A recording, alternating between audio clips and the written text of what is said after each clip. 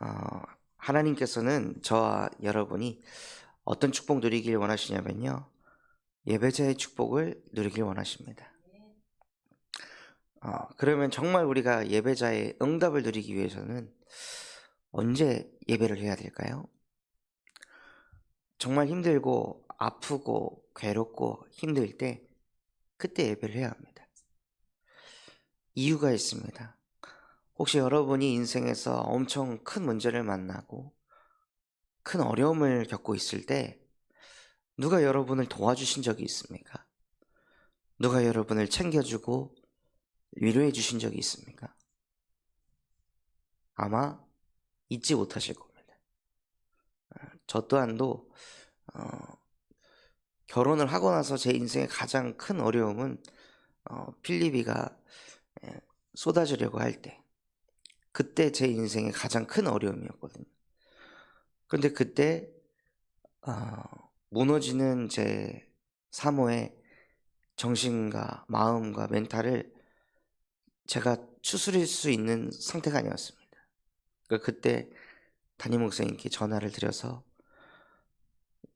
제발 기도 좀 해달라고 말씀을 드려가지고 기도해 주시고, 그래서 저희 무너져가는 사모의 생각과 마음을 이렇게 잡아주셨을 때 그때 감사한 그 제 마음은 아직까지도 잊혀지지가 않습니다. 우리가 정말 힘이 들고 외롭고 어려움을 당했을 때 누군가에게 도움을 받으면요, 그게 각인됩니다. 잊혀지질 않습니다. 그 사람에 대한 서운한 마음이 있더라도 그게 있으면요, 문제되지 않습니다. 그런데 사실 저에게 정말 힘들고 어렵고 외로울 때 저를 도와줬던 분이 누구냐? 그리스도입니다. 그리스도께서 저를 외로움 속에서 건져주셨고, 그리스도께서 제가 힘이 들 때 은혜를 주시고, 그리스도께서 언제나 함께 하시면서 나에게 힘을 주시고 능력을 주시고 은혜를 주시고 때로는 위로를 주시고 때로는 말씀으로 답을 주셨습니다. 때로는 내 갇힌 생각 속에서 상처에서 해방시켜 주셨습니다. 이것이 계속 예배하다 보니까 저도 모르게 그 흐름으로 가게 되더라고요. 힘들면 예배하고, 외로우면 예배하고, 지치면 예배하고, 도망가고 싶을 때 예배하고, 진짜 이게 인생인가 하고 할 때도 예배하고, 이걸 계속 하니까요, 계속 여호와의 도움을 받는 거예요. 계속 여호와께 은혜를 받는 거예요. 진짜 예수가 그리스도이시구나, 이것이 힘들 때도 외로울 때도 괴로울 때도 아플 때도 고난 속에 있을 때도 어려울 때도 예수가 그리스도이시는구나, 그분이 나를 이 속에서 해방시키셨구나, 이때도 나와 함께 하시는구나, 이때도 나에게 은혜를 주시는구나, 이때도 나에게 힘을 주시고 답을 주시고 말씀을 주시는구나, 하나님 감사합니다. 모든 상황 속에서 나에게 은혜를 주신 하나님께 감사합니다. 호흡이 있는 자마다 여호와를 찬양할지어다. 왜 다윗이 이런 고백이 나올 수 있었을까요? 저보다 몇 배, 몇십 배, 몇천 배 다윗은 더 큰 고난, 더 큰 아픔, 더 큰 어려움, 더 큰 외로움, 끊임없이 벌어지는 자녀 문제, 미래의 걱정, 직장 상사의 말로 형용할 수 없는 갈등, 가정 가문에 끊임없이 찾아오는 그 우한 질고 속에 다윗이 얼마나 하나님 앞에 예배하고 하나님 앞에 엎드리고 하나님의 은혜를 구하고, 그래서 그 하나님의 능력을 체험할 수 있었을까요? 그러니 다윗은 호흡이 있다면, 너희가 숨을 쉴 수 있다면 여호와만을 찬양해라. 다른 것은 답이 없다. 다른 것에는 소망이 없다. 나의 소망이 어디에 있습니까? 나의 소망은 주께 있나이다 라고 다윗은 고백하였습니다. 시대적인 왕 중의 왕 다윗은 하나님에게 모든 것이 있다고 결론을 내렸습니다. 그 비결이 무엇이냐면요, 믿음이 좋다가가 아닙니다. 신앙심이 좋다가가 아닙니다. 예배를 계속 하는 겁니다. 예배를 계속 드리는 겁니다.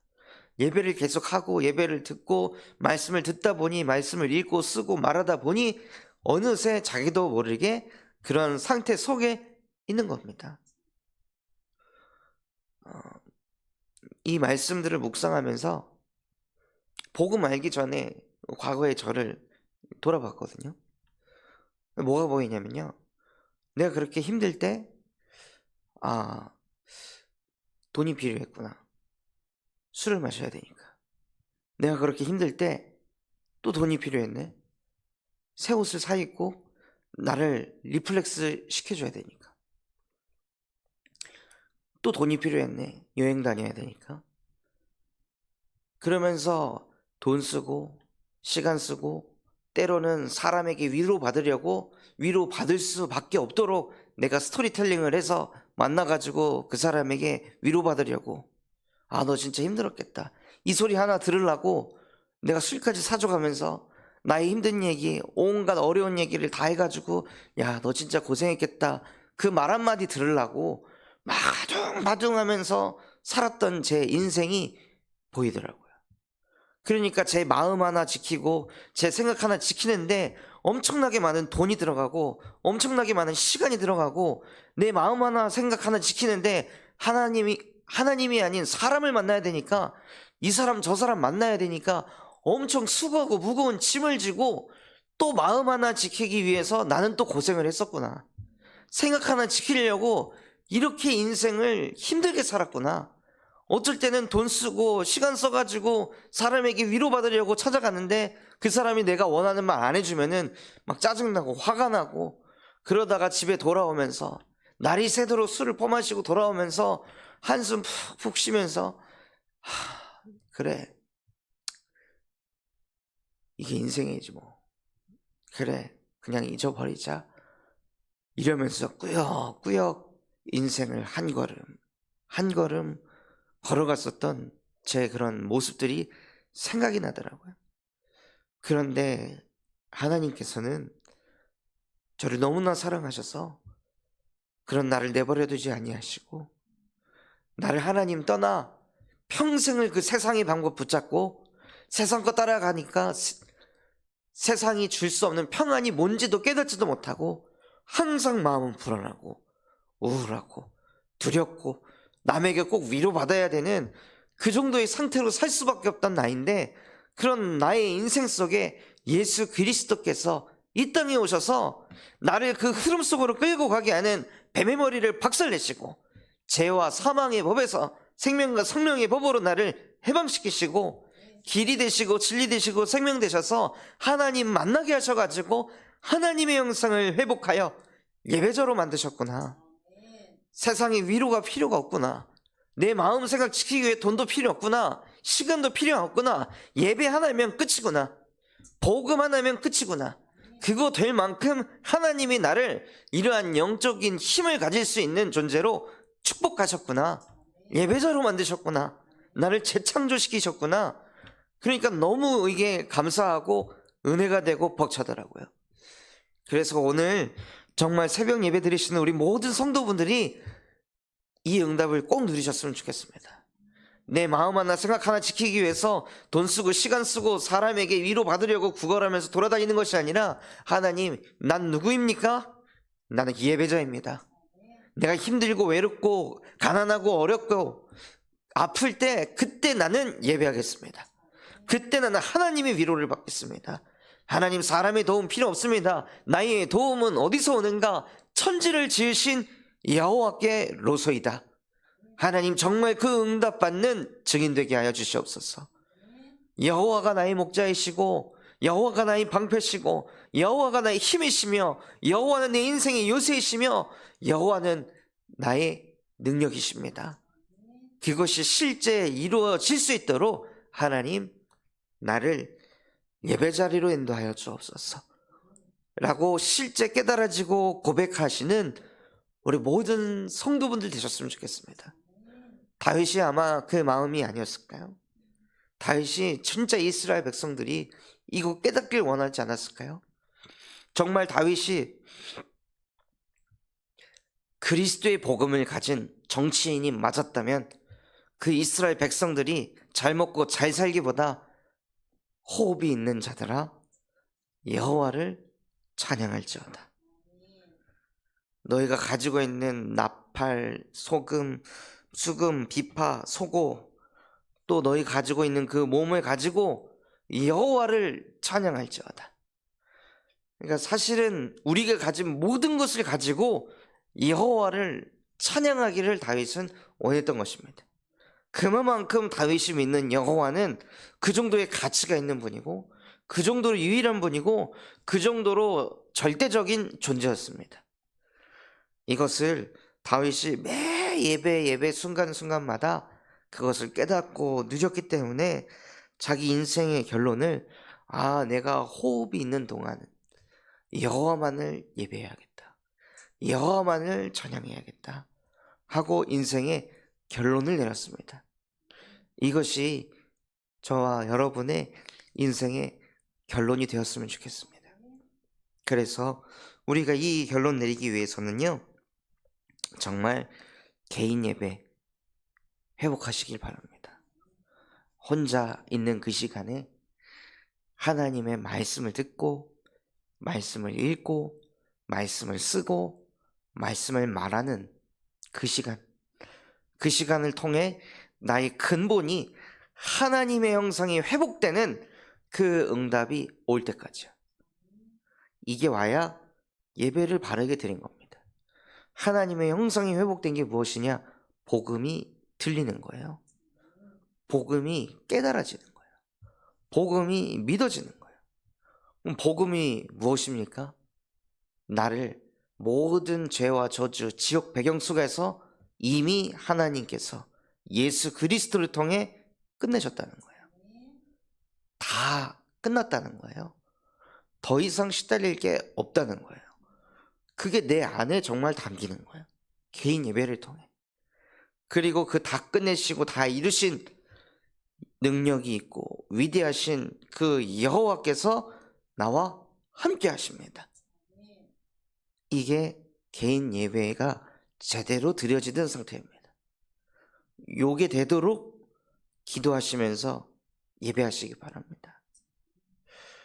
그래서 그 응답 가지고 믿음이 생기고 힘이 생길 때 공예배 속에서 하나님이 나의 인생을 어떻게 인도하실지, 어떤 말씀을 또 성취시키실지 공예배를 통해 말씀을 받고, 그 말씀이 자꾸 성취되니 너무 기쁘고 감사하잖아요. 그러니까 현장 가서도 또 예배하고 싶은 거예요. 그래서 현장에서도 우리가 가는 모든 곳에서도 하나님을 예배하는 겁니다.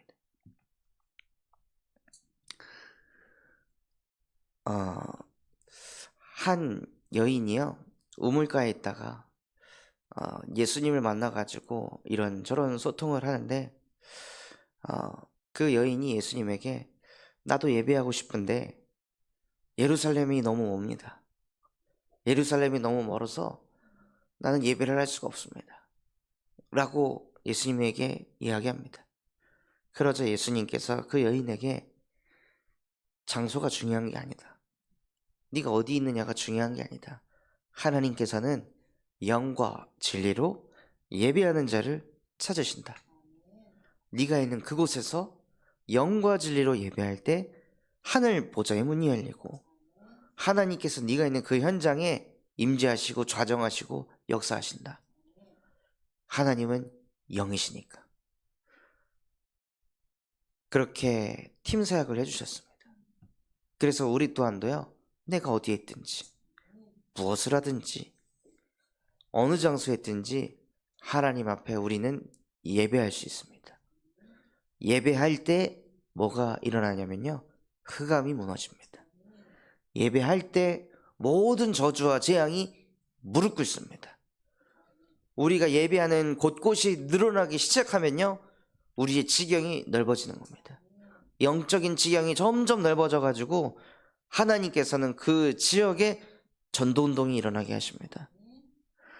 이스라엘 백성들이 모든 가정 곳곳에서 유월절 어린 양의 피를 바르고 집안에서 예배할 때 무슨 일이 일어났습니까? 애굽의 역사는 흑암이 단 하루 만에 꺾였습니다. 모든 현장에서 한 번에 같은 시간에 다 같이 예배하니까요, 애굽에 강하게 역사했던 그 흑암이 단 하루 만에 끝이 났습니다. 그게 예배입니다. 예배는 어마어마한 하나님의 능력입니다. 우리가 예배할 때 영적인 세계가 눈에 보이지 않기 때문에 어떤 역사가 이루어지는지, 어떤 응답이 오는지 잘 알지 못합니다. 그런데 다윗은 그걸 아주 잘 알고 있는 사람이었습니다. 주의 말씀이 선포되는 그곳에 주의 사자가, 주의 뜻이 이루어지는 그곳에 주의 천군이 역사한다고 했습니다. 지금 이 시간 가정에서 예배하십니까? 눈에 보이지 않게 가정 가문의 역사하는 흑암이 그리스도 예수 이름 앞에 무너지는 시간입니다. 모든 우한 질고가 눈에 보이지 않는 흑암으로부터 오고 있었는데 그 흑암이 떠나가는 시간입니다. 그래서 우리는 무엇으로 승부를 봐야 하냐면요, 예배로 승부를 봐야 합니다. 예배로 내 인생의 결론을 내려야 됩니다. 자녀에게 문제가 있습니까? 예배하셔야 됩니다.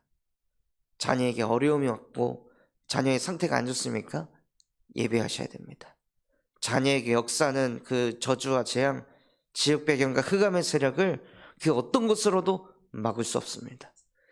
유월절 어린 양의 피를 부모가 바르고 있을 때 그 가정 속에 함께 있는 자녀에게 그 죽음이 들이지 못했습니다. 그 이스라엘 백성들의 그 후대들이 뭘 알아가지고 유월절 어린 양의 피를 문설주에 바를 수 있었겠습니까? 모르고 있었습니다.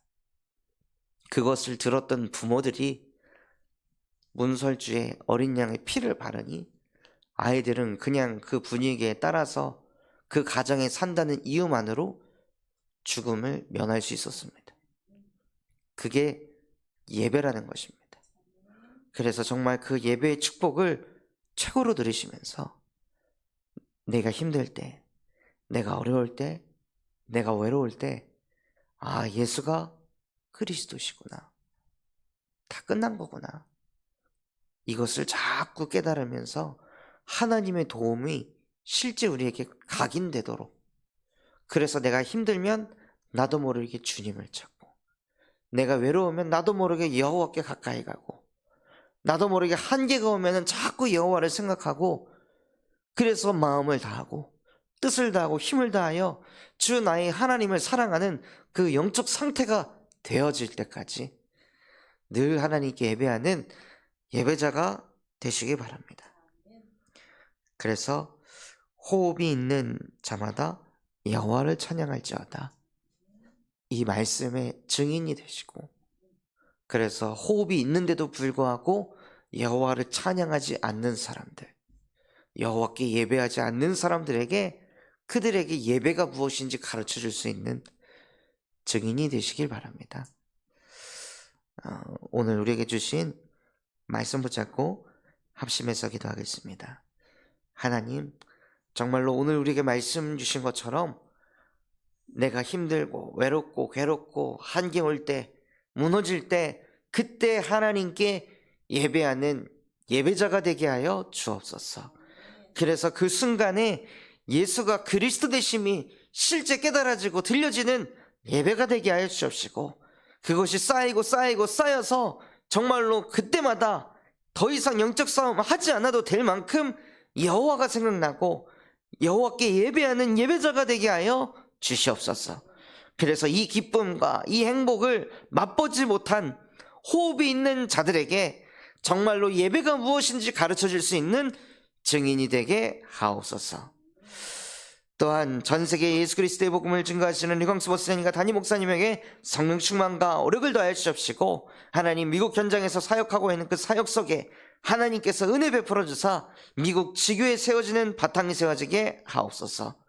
또한 우리 군산 참소망교회가 금토일 시대를 열게 하시고 세 가지 뜰이 있는 성전이 되게 하시고 청년 전도운동이 일어나고 8번째 렘넌트를 세우는 렘넌트 시스템과 정말로 성경적 다락방 운동이 일어나게 하여 주옵소서. 또한 다음 주부터 진행되어질 제주 스낵 캠프와 우리 군산 대신방 하나님이 축복하시고 4월 14일 날 있는 입당 예배 하나님이 은혜 베풀어 주사 군산의 역사는 흑암이 무너지게 하시고 4월에 군산 스낵 캠프를 통해 우리 군산 곳곳에 하나님의 말씀이 실제 역사하게 하여 주옵소서. 그런 마음과 중심을 담고 합심해서 기도하겠습니다. 하나님 아버지 감사합니다. 오늘 우리에게 말씀 주신 것처럼 정말로 내가 힘들고 어렵고 외롭고 괴로울 그때 세상의 방법 따라가지 아니하게 하여 주십시고 정말로 사람에게 위로받으려고 머리 굴리면서 하나님 구걸하는 인생 살지 않게 하여 주십시고 정말로 그 순간에 하나님을 찾아가고 하나님께 예배할 수 있는 예배자로 하나님 나를 우리 모든 성도분들을 축복하여 주시옵소서.